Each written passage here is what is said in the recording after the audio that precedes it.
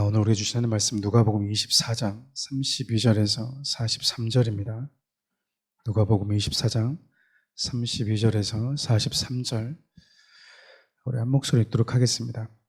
그들이 서로 말하되 길에서 우리에게 말씀하시고 우리에게 성경을 풀어주실 때 우리 속에서 마음이 뜨겁지 아니하더냐 하고 곧 그때로 일어나 예루살렘에 돌아가 보니 11 제자 및 그들과 함께한 자들이 모여 있어 말하기를 주께서 과연 살아나시고 시몬 베드로에게 보이셨다 하는지라. 두 사람도 길에서 된 일과 예수께서 떡을 떼심으로 자기들에게 알려지신 것을 말하더라. 이 말을 할 때 예수께서 친히 그들 가운데 서서 이르시되 너에게 평강이 있을지어다 하시니 그들이 놀라고 무서워하여 그 보는 것을 영으로 생각하는지라.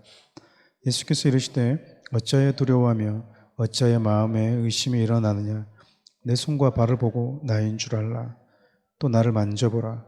영은 살과 뼈가 없으되 너희 보는 바와 같이 나는 있느니라. 이 말씀을 하시고 손과 발을 보이시나 그들이 너무 기쁨으로 아직도 믿지 못하고 놀랍게 여길 때에 이르시되 여기 무슨 먹을 것이 있느냐 하시니 이에 구운 생선 한 도막을 드리니 받으사 그 앞에서 잡수시더라. 네. 부활의 예수님을 만나 증인된 자들이라는 제목으로 함께 하나님의 말씀을 나누겠습니다. 오늘 내용 자체가 참 중요한 내용들이 많이 있고 또 신학적으로도 많이 좀 논쟁이 되는 그러한 내용도 있는 것도 사실입니다.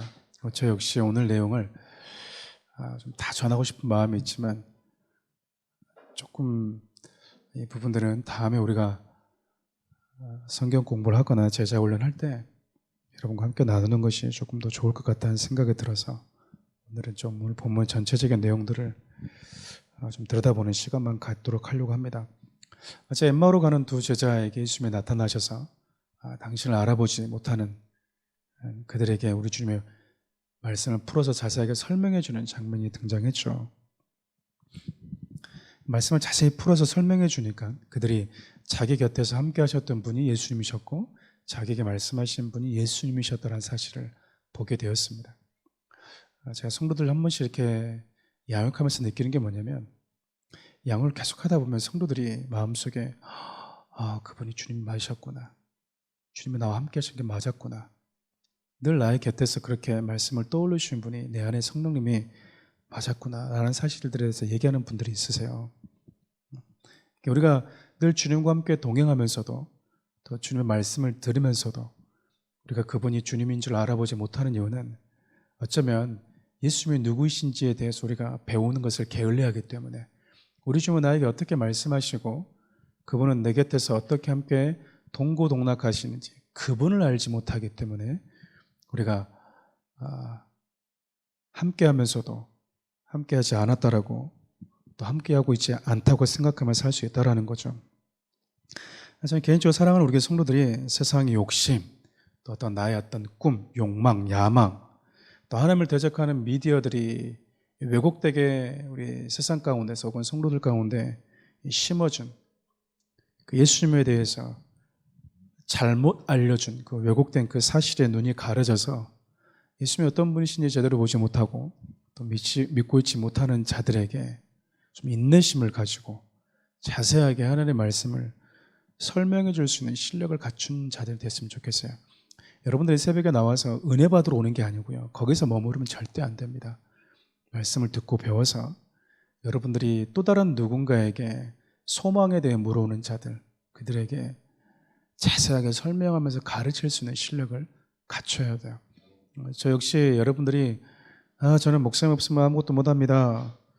저는 목사님이 안 가르쳐 아무것도 못합니다. 그런 말을 들으면 좋죠. 어떻게 보면 나 없으면 너는 안 되는구나. 근데 여러분 그게 별로 좋은 게 아니거든요. 그렇다고 해서 진짜 목사님 없어도 돼요. 뭐 이러라는 건 아니지만 이제 그러는 게 아니라 지속적으로 양육을 받아야 되지만 누군가에게 내가 5년, 10년이 됐음에도 불구하고 내가 믿는 믿음에 대해서 전혀 가르쳐주지 못하고 말하지 못한다. 결코 건강한 신앙관이 아닌 거야. 열심히 일만 하고 달려온 거죠. 쉽게 얘기하면. 네가 믿는 믿음이 뭐야? 내가 믿는 예수는 너에게 어떤 분이라고 물어볼 때 우리가 유구무원이다. 그럼 여러분, 우리는 잘못 배운 겁니다. 신앙생활을 건강하게 한 거라고 볼 수 없어요. 여러분들이 꼭 그런 믿음의 실력들을 갖추는 사람들이 됐으면 좋겠어요. 오늘 이 제자들이 예수님께서 눈을 열어서 예수님이신지를 알아보게 한 다음에 보니까 주님이 보이시지 않은 거죠. 그러니까 우리가 이런 걸 보면서 느끼는 게 예수님이 부활하셨음에도 불구하고 그분이 입으셨던 이 부활의 몸이 시간과 공간을 초월하는 이 형체라는 것을 우리가 알 수 있는 거예요. 우리가 일부에 제가 오늘 자세히 설명하지는 않겠지만 부활의 몸이라는 게 몸이 있는 거죠. 살과 뼈가 있다라고 이야기합니다. 우리는 부활하면은 뭔가 막연하게 생각하는데 분명히 우리 주님은 몸이 있다고 얘기해요. 살이 있다, 뼈가 있다. 그런데 그 뼈와 살이 있는 그 몸은 죄와 죽음에 매여 있지 않는 몸이라는 거죠. 어찌됐든 그들에게 자세하게 하나님의 말씀을 가르쳐주고 당신이 이 땅에 보내신 하나님의 약속하신 메시아라는 사실을 우리 주님이 선포하신 이후에 그들에게서 보이지 않으십니다. 32절을 보면 이들이 뭐라고 얘기하냐면 예수님이 보이지 않으셨지만 주님의 말씀을 가르칠 때 우리 마음이 뜨겁지 않았냐라고 얘기를 해요. 우리가 이제 이 본문의 이 구절 가지고 한 가지 좀 짚고 넘어갔으면 좋겠는 게 뭐냐면 분명히 방금 전까지는 보이는 모습으로 말씀을 가르쳐 줬어요. 그렇죠. 근데 지금은 보이지 않는데 그분이 가르치신 말씀에 남아서 내 마음을 뜨겁게 하고 있다고요. 그래서 베드로가 그렇게 얘기합니다. 너희가 예수를 보지 못했으나 사랑하는도다. 맞아요. 주님이 눈에 보이는 모습으로 함께 하실 때도 있었지만 눈에 보이지 않는 모습으로 우리와 함께하고 있을 수도 있기 때문에 그래요. 어쩌면 저와 여러분들은 지금 눈에 보이지 않는 모습으로 주님과 만나고 있는 삶을 살아가는 거죠. 그런데 그들의 마음 가운데 뜨거운 열정과 견딜 수 없는 이 주님을 향한 이 벅차오르는 감격들이 타오르고 있었다는 걸 알게 돼요. 여러분, 이들이 예루살렘에서 있었던 일을 듣고 예루살렘을 뒤로하고 자기들의 집으로 돌아가고 있던 그 시간 주님이 찾아와서 말씀을 설명해 주고 말씀을 가르쳐 주고 예수가 누구인지 말씀에서 약속하신 하나님이 약속하신 분이 누구인지를 깨닫게 해주어서 그들이 눈을 열어 주를 바라보게 되자 그들의 마음이 뜨거워졌을 뿐만 아니라 그들이 가던 길을 멈추고 다시 예루살렘으로 돌아갑니다. 여러분, 예수를 만나게 되는 사람들의 특징이 몇 가지가 있어요. 예수를 만나게 되면요, 내가 가던 길을 반드시 멈추게 되어 있어요. 내가 옳다고 생각하고 내가 맞다고 생각하면서 걸어가던 그 길을 반드시 멈추게 됩니다. 우리가 잘 아는 사도행전 9장에 보면 바울이 다메섹에서 예수를 만나는 장면이 있잖아요. 그가 예수를 믿는 자들, 교회를 핍박하러 가고 있었다가 부활의 예수를 만나니까 멈추게 돼요. 가던 길을 멈추게 되죠. 예수를 만났던 자들이 하나같이 그들의 인생 가운데 나타났던 이게 옳을 것 같아. 혹은 이게 맞는지도 모르고 옆에서 그렇게 달리니까 군중 심리에 의해서 그냥 함께 아무 생각 없이 뭐 이거 아니면 뭐 특별히 할 게 있나? 술 한잔 안 하면 특별히 뭐 할 게 있나? 그럼 술 안 마시면서 그러면 어떻게 우리가 이 교제를 하냐? 그러니까 또 마시기도 하고 뭐 나이트 클럽에서 놀지 않으면 우리가 뭐 어디서 놀 건데? 라고 하는 대중들이 만들어 놓은 나도 그냥 그들이 뛰니까 그냥 같이 이렇게 그냥 뛰고 온 거죠. 자녀들을 왜 가르쳐야 되는지도 알지 못한 채 그냥 돈이 있으니까 고액과외를 시키는 거예요. 고액과외 시킨다고 해서 다 서울대 가냐? 그러지 않음에도 불구하고 안 시키면 뭔가 두려운 거죠. 뭔가 낙오자가 되는 것 같은 두려움 때문에. 근데 예수를 만나게 되면요, 모든 영역에 있어서 우리의 생각이 우리가 달려왔던 것이 또 걸어갔던 길이 맞다고 생각했던 그 자리에서 우리가 멈추게 되고 우리의 삶의 이유와 목적과 방향이 다시 세팅이 되는 거야. 다시 세팅이 된다. 우리가 그래요. 우리가. 근데 여러분, 우리 주님은 바울이 걸어갔던 그 걸음을 멈추게 만드는 분이시고요. 이 제자들이 낙심해서 이제 다 끝났구나. 내가 기대했었는데 이게 모를 거라고 생각했는데 참 많은 거 버리고 그분을 따랐는데 정말 내 인생에 이분밖에 없다고 생각하면서 달려왔는데 이제 다 끝났네 라고 시리에 빠지면서 돌아가던 그들의 발걸음을 멈추고 다시 하나님의 성전으로 돌아오게 만들어요. 애들이 성전에 돌아가서 예루살렘에 도착해 보니까 거기서 누구를 만났냐면 예수님의 11 사도들과 더불어서 예수님의 부활을 경험했던 사람들이 함께 모여 있는 거예요. 그들이 그곳에 합류하게 됩니다. 여러분, 저는 믿음의 공동체가 가지고 있는 중요성이 여기에 있다고 생각을 해요. 우리는 유한한 존재입니다. 모든 걸 다 경험할 수 없어요. 우리가 예수를 경험했다 하더라도 유한한 존재가 영원한 존재를 다 담아내기는 한계가 있습니다. 우리는 예수 그리스도를 보더라도 일부분 맛보고 일부분 경험할 뿐인 거죠. 근데 와보니 말씀을 가르쳐 줌으로 인해서 주님이, 부활의 주님이 맞구나라고 깨달았던 제자들도 있었지만 실질적으로 본 자들도 있었다라는 거예요. 다양한 모습으로 주님을 만났던 자들이 모여있는 믿음의 공동체 안에서 이들이 모이게 됩니다. 여러분, 그런 다양한 믿음의 공동체에서 나눔을 갖다 보면 내가 만났던 예수, 내가 믿고 있는 믿음에 대해서 더욱 견고해지게 마련이에요. 우리가 모였는데 만나서 얘기하는데 우리 믿음이 약해지고 있다. 여러분, 이 믿음의 건강한 믿음의 공동체가 아닌 거예요. 믿음의 공동체는 모이면, 그리고 그곳에서 무언가를 나누면 우리의 믿음은 견고해질 뿐만 아니라 우리의 나눔은 풍성해지는 거예요. 여러분, 마태복음과 마가, 누가, 요한이라는 이 네 가지 복음이 똑같은 복음인데 관점에 따라서 다르거든요. 그런데 이 네 가지 복음이 만나니까 예수 그리스도의 더 풍성한 모습을 우리가 발견하게 되는 거거든요. 모두가 다 정면만 보고 있으면, 모두가 다 뒷면만 보고 있으면, 이 네 복음서가 예수님의 정면과 뒷면, 좌우를 비춰주기 때문에 우리가 예수님의 다양한 모습을 입체적으로 볼 수 있는 거예요. 우리가 만난 예수가 그렇습니다. 여러분들의 삶의 현장이 각각 다르기 때문에 저마다 처해 있는 환경이 다르고 저마다 만나는 아픔과 슬픔이 달라요. 그 속에서 만난 예수가, 그 속에서 우리가 맛본 예수가 각각 성도들마다 다를 수 있다는 거예요. 틀린 게 아니라 다양할 수 있다고요. 그래서 우리는 그들과 함께 나눌 때 주님의 다양한 성품과 주님의 다양한 아름다움과 그들이 만났던 특별한 예수를 만나게 되는 겁니다. 그러면서 우리의 믿음이 굳건해지게 돼요. 여러분들이 때로는 이렇게 흔들리고 있을 때, 만약 이들이 믿음의 공동체에 갔는데, 야, 예수님 무덤에 그대로 누워있더라, 가짜더라, 그러면 우리 믿음이 어떻게 될까요? 아까 내가 말씀을 깨닫게 해주신 분이 그러면은 이분이 아니었네 라고 의심이 들지 않겠어요? 근데 이들이 만났다 나는 이렇게 우리 주님 만났다라고 하니까, 그래, 내가 아까 만났던 이 뜨거운 열정은 진짜였어. 나에게 우리 주님의 말씀을 가르쳤을 때 내 안에 일어났던 이 열정은 분명한 거였어라고 확신을 갖게 된다, 확신을. 그래서 여러분, 우리 주위에 그런 믿음의 공동체들이 너무나 중요해요. 신학은 혼자서 하는 게 아니에요. 인터넷으로 하는 게 아니라고요. 그것은 우리 삶에 있어서 유익한 부분이 있을 수 있지만 분명한 것은 믿음의 공동체가 주님 오시는 그날까지 반드시 필요하다는 겁니다. 어떤 이들은 예수를 직접 보았죠. 참 재미있어요. 왜냐하면 본 사람들, 말씀을 깨달아서 믿게 된 자들이 다 모여있는데 예수님이 나타나니까 다 놀래요.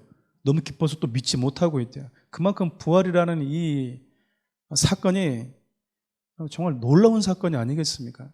이미 죽어서 다 끝났다고 생각했던 분이 바로 눈앞에 보였을 때 여러분, 우리가 어떤 느낌을 드겠어요? 생명은 참 신비로운 겁니다. 우리가 사랑하는 남녀가 부부가 결혼해서 아이가 내 몸에 들어오는 것도 놀라운 일이지만 사라졌다고 생각하는 생명이 다시 내 눈에 보일 때 놀라운 광경이거든요. 가끔씩 이렇게 질문하는 분들이 있어요. 목사님, 우리는 보지 못했는데 어떻게 증인이 됩니까? 어떤 이들은 보면서 증인이 될 수 있지만 어떤 이들은 말씀에 근거한, 사실에 근거한, 진리에 근거한 그 믿음을 가지고 그 믿음을 근거로 증인이 되기도 합니다. 우리는 이제 대한민국에 살다 보니까 세종대왕이 한글을 만드셨다라고 우리는 이 믿음을 가지고 자녀들에게 교육하고 전하죠. 그러나 그렇게 전하는 사람이 세종대왕 옆에서 그분이 직접 한글을 만든 걸 본 건 아니에요. 내려오는 구전과 기록을 통해서, 그리고 분명한 것은 그 기록을 믿는 믿음 때문에, 확실한 믿음 때문에 뭐 하는 거죠? 전하는 거죠. 그런데 우리는 그렇게 전하는 사람 보고 네가 보지도 않았으면서 네가 그걸 전해? 네가 자기겠어라고 말하지 않아요.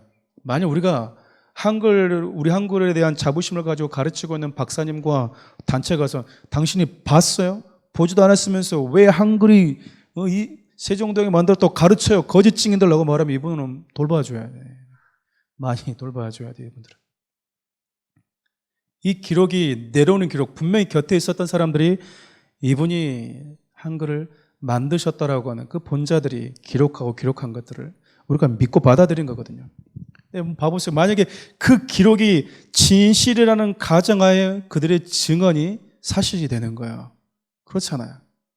만약에 그 증거가 가짜고 그 기록이 가짜라면 그들이 아무리 순수한 마음으로 믿음을 가지고 전했다 하더라도 그 증거는 결과적으로 거짓 증거가 되는 거거든요. 여러분, 우리가 예수 그리스도의 말씀이 유일한 진리 말씀이고 인간의 기록이 아닌 하나님의 말씀이라는 사실을 우리가 믿는다면 우리의 믿음은 이 말씀에 근거한 증거를 가지고 있기 때문에 우리는 진리를 증언한 자들이 되는 거예요. 그래서 여러분, 안심하고 뭐 하라는 거예요? 전하라는 거예요.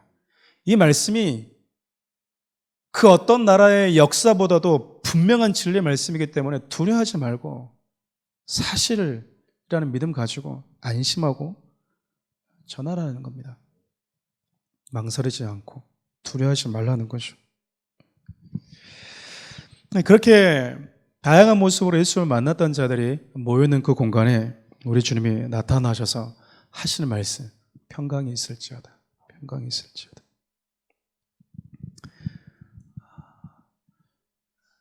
당신을 만난 믿음의 공동체들에게 우리 주님이 첫 번째 하신 말씀이요. 오늘 개개인을 찾아가셔서 하신 말씀이 있지만 모여있는 공동체에 가셔서 하신 말씀이 평강이었습니다. 평강. 여러분, 죄와 죽음 아래는 평강이 없습니다. 죽음 아래 있는 자들에게 평강은요, 죄와 죽음의 저주가 끊어질 때 비로소 누릴 수가 있어요. 우리 주님이 지금 말씀하시는 평강이 있을지어다 그 말이 이제 너희들은 뭐다라는 거야. 죄와 죽음의 권세에서 자유케 되었어. 그러니까 뭐 하라는 거야 이제? 평강하라. 평강하라. 우리 주님이 어쩌면 이거 주고 싶으셨던 거예요. 이거. 평강한 존재로, 평화의 존재로, 화목한 존재로 지음받은 우리가 죄와 죽음의 저주 아래서 하나님 주시는 평강과 평안을 잃어버리고 살아가는 자들에게 세상이 줄 수 없는 이 평강, 왜 세상을 줄 수 없을까요? 세상은 결코 우리를 죄와 죽음의 권세에서 해방시켜 줄 수 없거든요. 평강은 죄와 죽음에서 우리를 해방시켜 줄 수 있는 분만이 우리에게 하실 수 있는 말씀이기 때문에 그래요. 그러니까 우리 주님이 지금 평강할지어다 샬롬 이렇게 말하는 건 그냥 간단한 인사말이 아닌 거예요. 우리가 보통 이제 기도할게 라는 성도들이 가장 많이 하는 거짓말, 기도할게 라는 인사말이거든요. 기도 안 하면서 기도할게 그러잖아요. 그래서 저는 기도 안 할 자신이 없으면 생각날 때마다 기도하겠습니다 이렇게 얘기합니다. 이게 말하면 안 되는데 자신이 없을 때는 제가 생각날 때마다 주님의 생각나게 하실 때마다 제가 기도하겠습니다. 그럼 굴잖아요. 주님이 생각나게 안 하면 못 하는 거잖아요. 굴잖아요. 네. 근데 제가 기도하겠습니다. 기도합니다. 네. 여러분, 기도에 있어서, 기도의 약속에 있어서 진짜 중요한 건 정직한 거예요. 정직함. 우리는 너무나 이 중요한 이 약속을 그냥 밥 먹었어? 이게 그냥 가볍게 던지는 굿모닝 정도로 이렇게 쉽게 인사를 하잖아요. 기도할게, 기도할게, 기도할게. 진짜 기도해야 되거든요. 기도해 줘야 되거든요. 근데 안 하면서 기도할게 이러면서 헤어져요. 잊어버리잖아요. 우리 주님이 지금 말로만 평강이 그게 아니라 진짜 평강을 주고 나서 평강을 말씀하셨다니까요. 평강을 주시면서 평강이라고 말한 거지. 내가 지금 평강하지도 않는데 평강을 왜 말해요? 아이 그냥 그럼 내가 뭐 평강하지 말라고 그래? 인사말인데 왜 그렇게 또 오버하고 그래? 우리 지금 이렇게 말한 게 아니에요. 진짜 평강을 주시면서 평강할지어다 라고 말씀하신 거예요. 내가 정말 누군가를 위해서 사랑하면서 내가 사랑할게. 내가 정말 너를 위해서 기도하면서 내가 기도할게.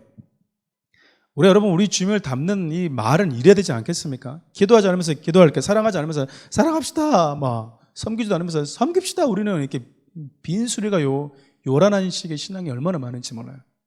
우리 주님은요, 정말 부활의 몸 그 자체가 우리에게 평강의 상징이고 평안의 증표였거든요. 그렇죠? 죄와 죽음의 권세를 이기신 그 분 자체가 평강 그 자체였기 때문에. 말씀을 정리할게요. 여러분, 예수님께서 나의 모든 죄를 짊어지셨다. 그분의 십자가를 경험하는 것, 그분의 부활을 경험하는 것 너무나 중요합니다. 부활에 대한 이 소망이 없는 믿음은요, 우리의 마음을 참 냉랭하게 만듭니다. 그리고 때로는 시리에 빠지게 만들기도 해요. 십자가의 복음도 너무나 중요하지만 이 부활의 복음은 우리로 하여금 낙심한 우리를 그래서 다시 예전의 삶으로 돌아가고자 해서 걸어가는 우리들의 발걸음을 다시 돌이키는 능력이 되는 게 바로 부활이에요. 저와 여러분들로 하여금 내가 이렇게 살아야 되겠다, 내가 이렇게 가는 게 옳은 길이 아니다라고 멈추게 만드는 그 열정이 예수 그리스도의 부활에서 나온다고요. 저는 여러분과 제가 이 부활의 예수님을 정말 뜨겁게 만났으면 좋겠습니다. 다 끝났다고 생각하면서 다시 엠마오로 내려가던 그 제자들이 자기도 모르게 막 예루살렘으로 다시 돌아가고 있는 자신들을 본 거 아니겠어요?